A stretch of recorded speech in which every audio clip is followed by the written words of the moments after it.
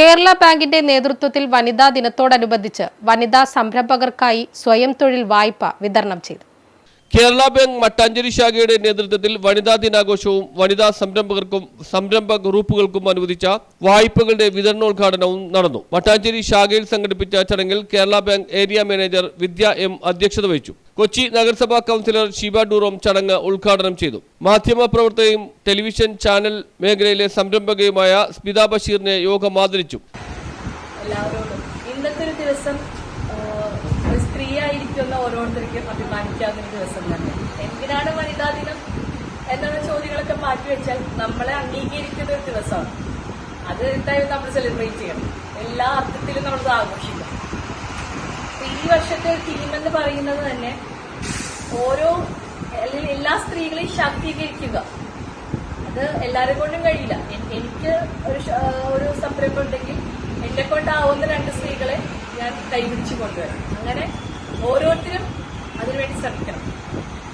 എനിക്ക് തോന്നുന്നു അതിൻ്റെ സ്റ്റെപ്പായിട്ടാണ് ഇന്നിവിടെ കേരള ബാങ്ക് ഒരു സ്വയം തൊഴിലിന് വേണ്ടിയൊരു വായ്പ വിതരണം ഇവിടെ വെച്ചിരിക്കുന്നത്.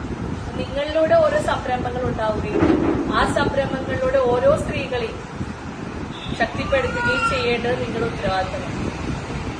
അതുപോലെ വേറൊരു കാര്യം എന്താണെന്ന് വെച്ചാൽ പുരുഷൻ ഉണ്ടായാലും ഇല്ലെങ്കിലും സാമ്പത്തിക സ്വാതന്ത്ര്യം, മാഡം പറഞ്ഞ പോലെ സാമ്പത്തിക സ്വാതന്ത്ര്യം നേടിയാലേ സമത്വം എന്നൊരാശയം വരും.